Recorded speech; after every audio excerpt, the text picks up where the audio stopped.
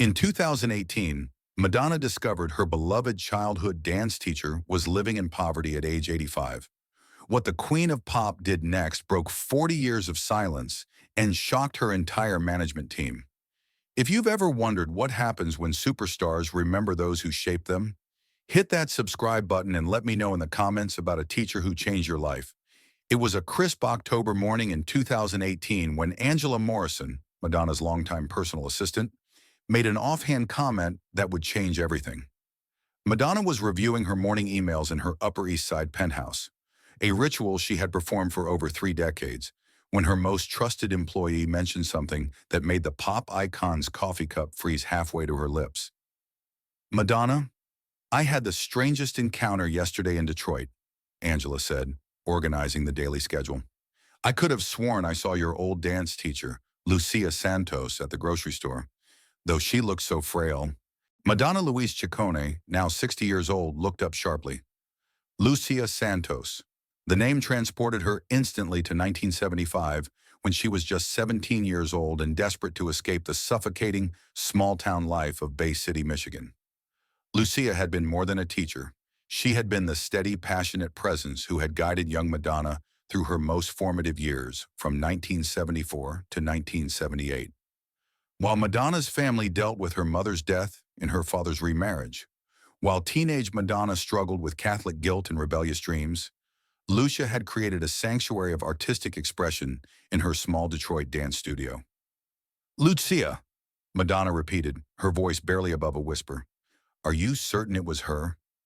Angela nodded. "She was using food stamps at the checkout, Madonna. It struck me as odd. She always carried herself with such grace when we knew her." Madonna set down her coffee entirely. For the first time in decades, her packed schedule was the furthest thing from her mind. "Find her," she said quietly. "Find Lucia Santos immediately." What they discovered would haunt the superstar for months to come. Within hours, Madonna's security team had mobilized a discreet investigation. What they discovered would break the heart of one of the world's most successful entertainers. Lucia Santos, now 85 years old, was living alone in a cramped studio apartment in Detroit's Corktown neighborhood. The brilliant woman who had once moved through her dance studio like poetry in motion, teaching a future superstar about rhythm, discipline, and artistic expression, was surviving on an $847 monthly Social Security check and struggling to pay her heating bills. But what Lucia had been hiding from her neighbors would devastate Madonna. Robert Chen, Lucia's neighbor in the adjacent apartment, had noticed the elderly woman's careful habits. She would wear the same sweater every day, even in summer, Robert would later tell investigators. "And I never saw her heating on, even during the coldest Michigan nights. She was too proud to ask for help, but I could tell she was struggling." The apartment itself told the story of a life lived in dignified poverty. The single room was immaculate but sparse, furnished with pieces that had clearly seen better decades. On the windowsill sat a collection of faded photographs, black and white images of young dancers from the 1970s, including several of a fierce-eyed teenager named Madonna Ciccone, inscribed, "To Miss Santos, thank you for believing in me. Love, Madonna, 1978. It was the only reminder of Lucia's profound impact on one of the world's biggest stars.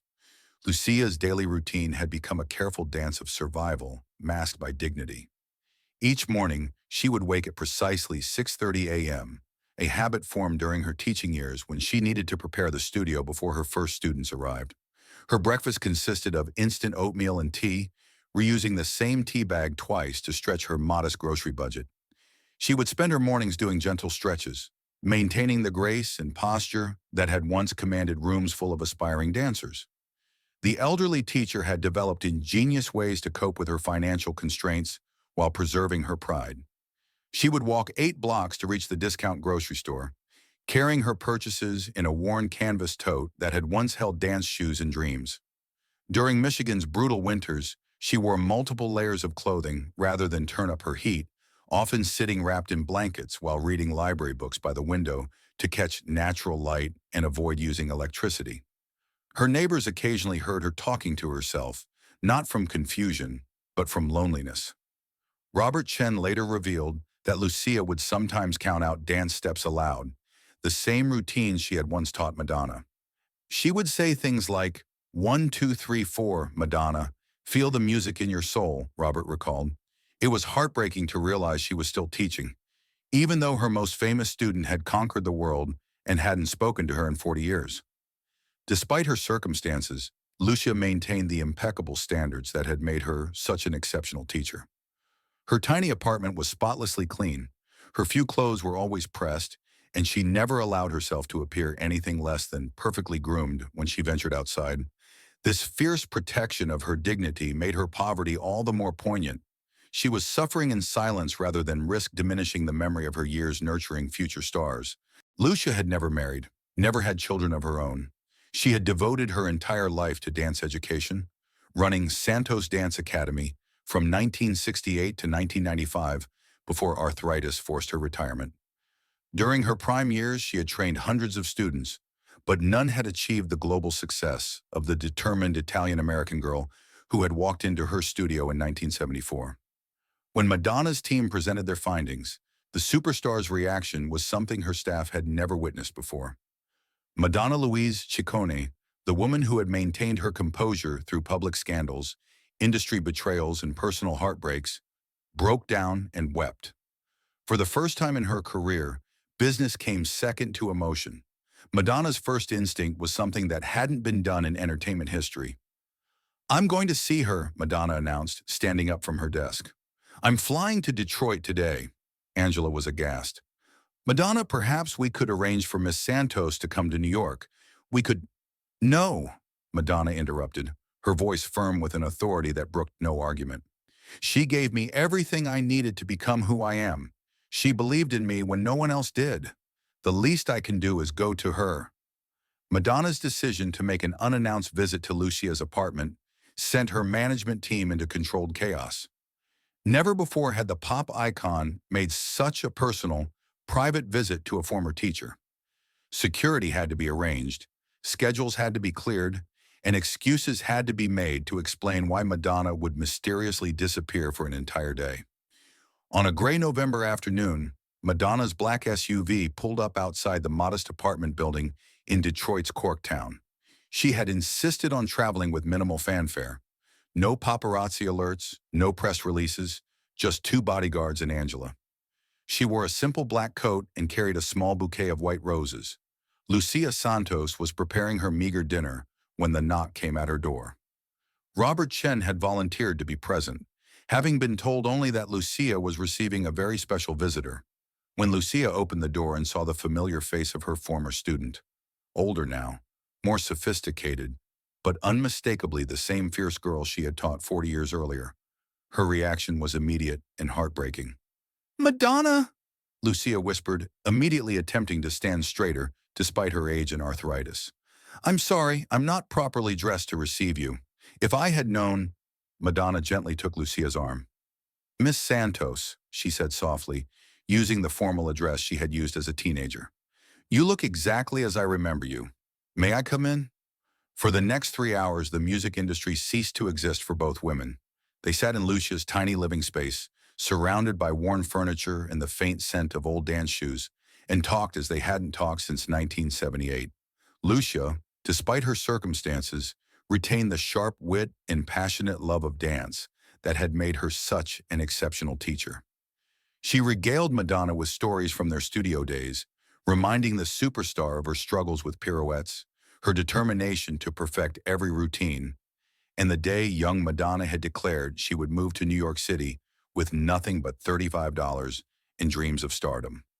"Do you remember," Lucia asked with a twinkle in her eye, "when you insisted you didn't need to learn ballet because you were going to be a rock star? You were so certain you would never need classical technique." Madonna smiled genuinely for the first time in months. "You told me that all great artists need a foundation, that technique gives freedom to express. You were right about everything, Miss Santos." As they talked, Madonna began to understand the true scope of Lucia's sacrifice. Not only had Lucia devoted her prime years to teaching, but she had done so at considerable personal cost. During the 1970s, when many women her age were building families and traditional careers, Lucia had been pouring her heart into a small dance studio, believing in dreams that seemed impossible. "Did you ever regret it?" Madonna asked gently. giving so much of yourself to students like me, especially when we all left and never looked back? Lucia considered the question seriously. Madonna, I had the privilege of nurturing raw talent into artistry. I watched you grow from an angry, confused teenager into a woman of remarkable strength and creativity. Regret? Never. Though I admit there were times in recent years when I wondered if any of my students remembered what they learned in that little studio. Madonna's eyes filled with tears. Another crack in a lifetime of carefully controlled public image. Miss Santos, the failure is entirely mine.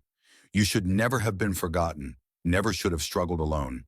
You gave me the discipline and confidence that carried me through 4 decades of performing, and I failed to honor that gift. But Madonna's real surprise was something Lucia never saw coming. Before leaving that day, Madonna made Lucia a promise that would change everything.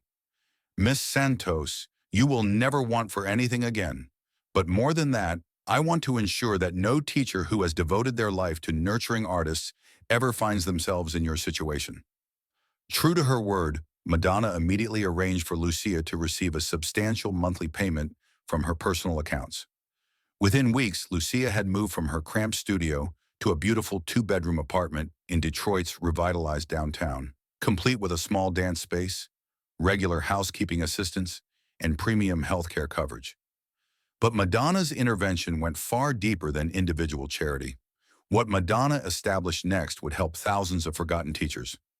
In December 2018, just months after her reunion with Lucia, Madonna quietly established the Santos Foundation for Arts Education, using her personal wealth to create an endowment that would seek out and assist retired dance, music, and drama teachers who had fallen on hard times. The foundation operated with complete discretion, with a dedicated team of social workers tasked with finding former arts educators who might be struggling in poverty or isolation. Madonna's regular visits to Lucia became one of the most closely guarded secrets of her later career. Every few months, the superstar would make the journey to Detroit, where she and her former teacher would spend afternoons discussing dance, current music trends, and memories of their shared past. Lucia, reinvigorated by her improved circumstances and the knowledge that she had not been forgotten, began writing her memoirs, a project Madonna enthusiastically encouraged. In her book, titled Teaching the Material Girl, Lessons from a Detroit Dance Studio, Lucia wrote with characteristic insight about the young woman who would become one of the world's most successful entertainers. She described Madonna's early intensity, her perfectionism, and her desperate need to prove herself through art. But she also revealed the private struggles, the young woman's grief over her mother's death, her complicated relationship with her father, and her fear that she wasn't talented enough to make it in New York City. Lucia's memoirs, published privately in 2019, included a touching foreword written by Madonna herself. In it, Madonna wrote, "Miss Santos gave me more than dance training. She gave me the foundation to express myself fearlessly and the discipline to turn dreams into reality. Every performance I've ever given can be traced back to a lesson learned in her studio." This book is not just her story. It's the story of how one dedicated teacher can shape the course of popular culture. The foundation that grew from Lucia's situation operated with remarkable efficiency. By 2020, it had identified and assisted over 150 former arts teachers, from retired piano instructors to former acting coaches, ballet teachers to voice trainers. Each case was handled with complete discretion, ensuring that the dignity of the recipients was never compromised. Madonna personally reviewed every application, often adding handwritten notes of gratitude and remembrance. When Lucia passed away in 2021, what she left Madonna changed everything.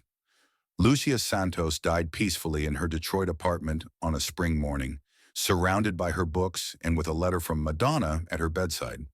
But her final gift to Madonna was something that would ensure her legacy lived far beyond her own years. In her will, Lucia left her entire estate, modest as it was, back to the Santos Foundation, along with a letter that moved Madonna to tears.